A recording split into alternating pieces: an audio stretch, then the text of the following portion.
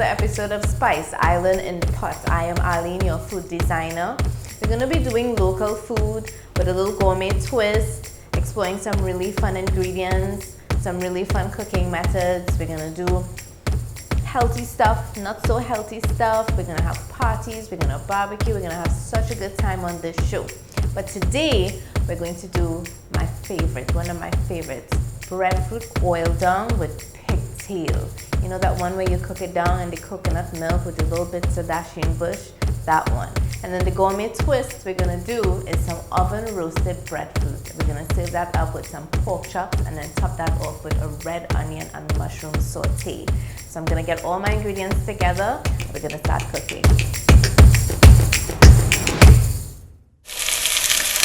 So let's get this started. Now, breadfruit.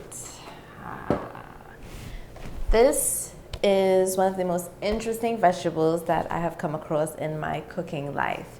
This actually was first brought to the Caribbean and it didn't come to Trinidad.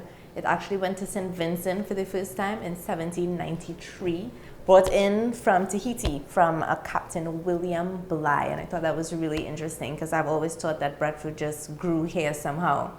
It has a little bit of everything in there. And what I really like is that even though it's seasonal, you can peel your breadfruit, cut them up, put them in little bags, keep them in the freezer, and that way you get to enjoy them all year round. So, on to the oil down. So of course I have the star, the breadfruit. Now I have pre-boiled my breadfruit because I'm a modern cook. I like things to happen really quick, so prep is really important. So this is gonna be a little different from how we traditionally cook oil down. I have my dasheen bush leaves kind of cut up really small, only the leaves, not the stem in this case. Of course we have the pigtail.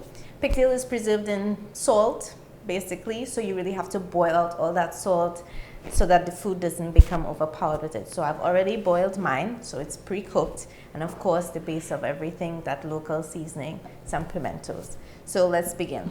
This is a one-pot dish. So you just need one good pot. So I'm gonna just slice a few pimentos. And what I'm going to do is actually kind of cook the dasheen bush a little first because everything else is pre-cooked already.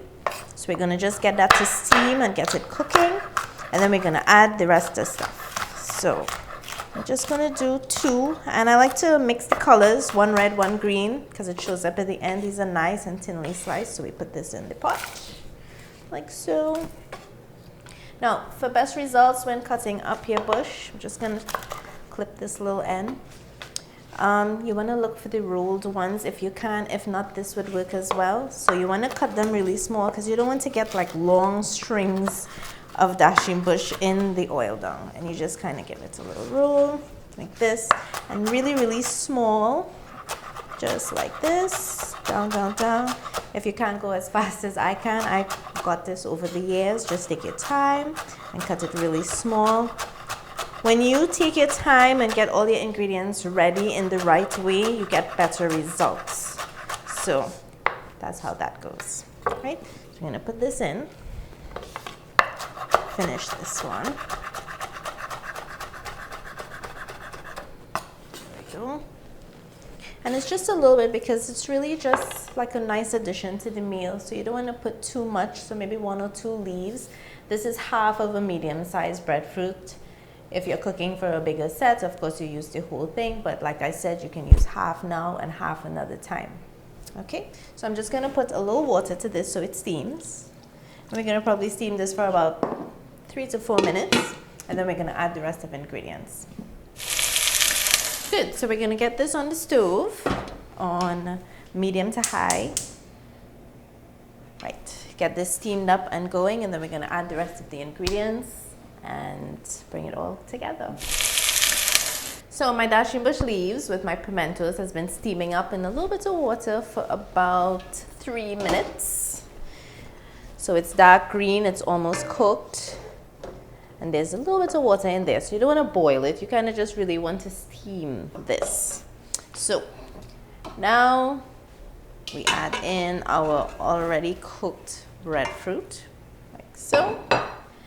And the pigtail, you can put as much pigtail as you like as your oil down. If you want to put 2 pounds, 1 pound. I like plenty pigtail, so I put plenty pigtail in my oil down. I'm going to put the base of all local cooking: chive or spring onion, pimento, and garlic blended up with a little bit of water. This is my seasoning. Now, I didn't add any salt to this because there would be a little salt from the pigtail, and there's a little bit of salt that I boiled the breadfruit with.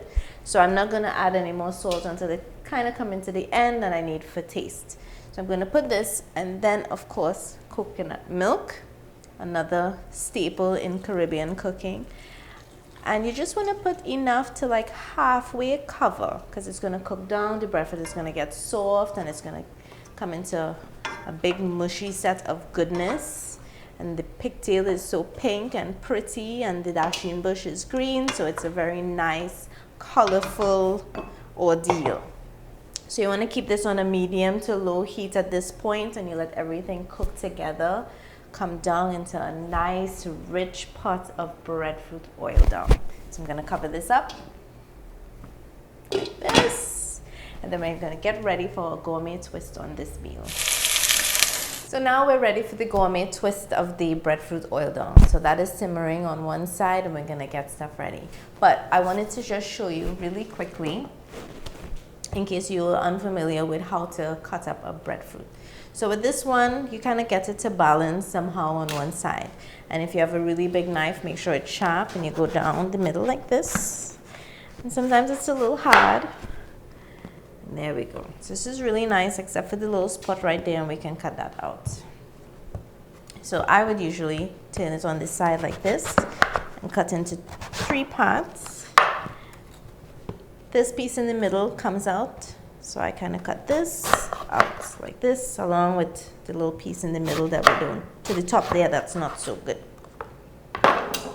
Right, so we get rid of those, cut this out, and then peeling on the edge, tip of your knife, you just kind of peel like this, down the side like so. It's important to have a sharp knife. This will never work out for you if your knife isn't sharp. And then you can cut it into big pieces like this, put them in the Ziploc bags and freeze them, so you have them all the time.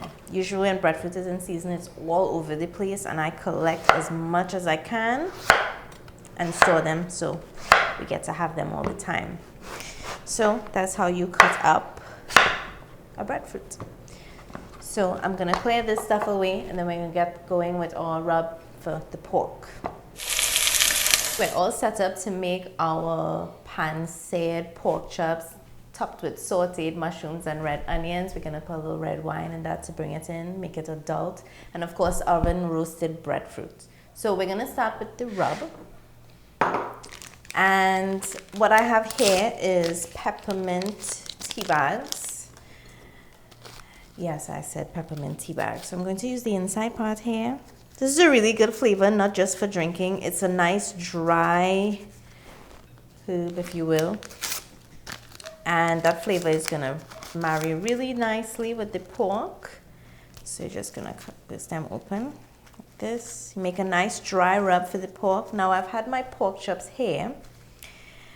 I towel dry them, and because I don't want it to kind of be swimming when I get it to the pot, because the pot is going to be nice and hot and I don't want to lose the temperature.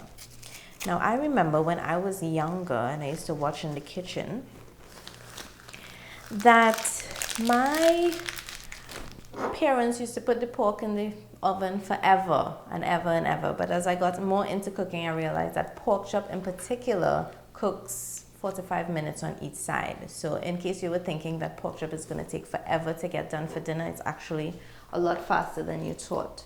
So we have the peppermint tea bags here. This is some cocoa powder. If you have real Tobago chocolate, that works as well. So we're going to put this, and this will give it a nice dark flavor. Of course, garlic. And this garlic is minced. It's going to give it a little moisture so that you're able to mix and make a paste of it. So we're going to do a little salt here and a little black pepper. Right. Touch of olive oil just to make it nice and pasty. And you mix this together. You need a little more oil.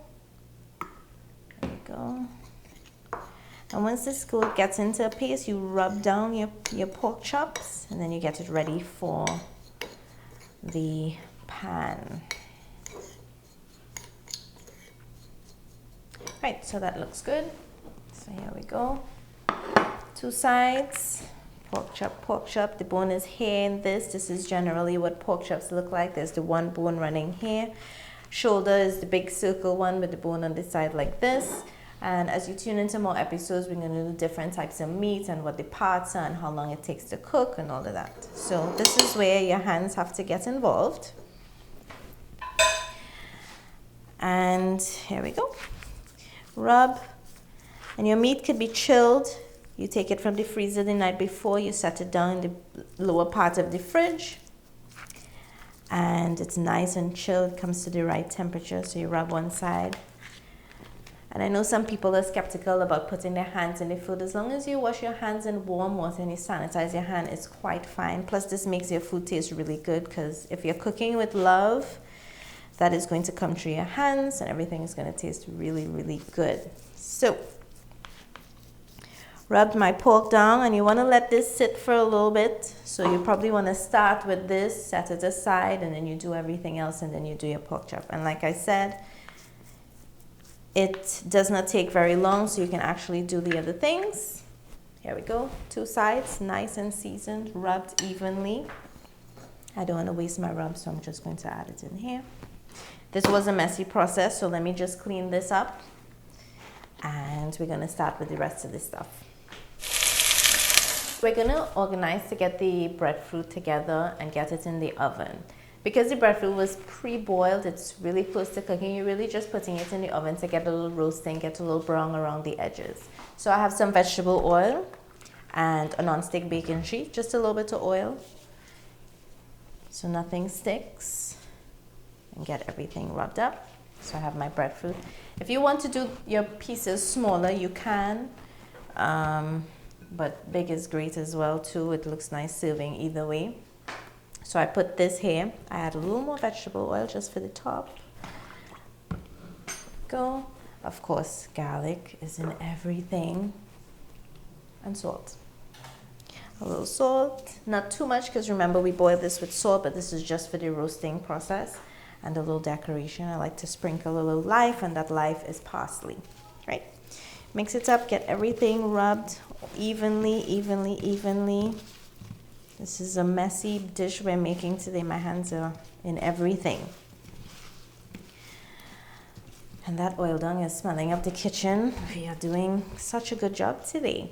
Right. So you want to give everybody a little space. You don't want to make it too close. So if you were doing for a lot more people, you want to get a bigger dish and make sure that, there's a little space for everybody to get brown all around the edges. Good. So this is ready for the oven. You want to preheat your oven 350 degrees and put this in there. It takes about 15 minutes, and then you do your pork and you're almost done. When I come back, we're going to get the red onions and mushrooms together to do the saute that's going to top the pork, and then we get to eat and taste and have a really good time. Well, let's go. Did you hear Angel sing when I opened the pot? So everything is cooked down. It smells so good and it looks so good. My mother would be very proud of me.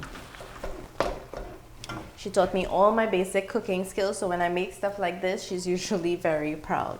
Now, I'm going to do a little taste for salt. Like this. Perfect. I didn't add any salt, but the pigtail gave salt to everything, and it's just perfect. The coconut milk, creamy, a little sweet. It's really, really good. And the breadfruit is cooked perfectly down and tender. So I'm going to switch off, get a plate, fix myself a plate and get something to eat. And then we're going to come back and do the gourmet twist and eat again. Today was a good day.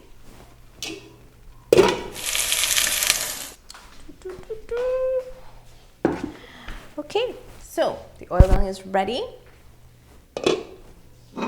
I'm going to dish out a nice bowl for myself. Sometimes people add dumplings to this. I personally think that's a lot of starch, so I didn't include it in this one. And here we go. Some pigtail. That looks perfect. nice and hot. Here we go. And thank you, Captain Bly, for bringing breadfruit to us. And whoever is responsible for pigtail, thank you as well. So we're gonna take a break. When I come back, we're gonna finish up our gourmet twist.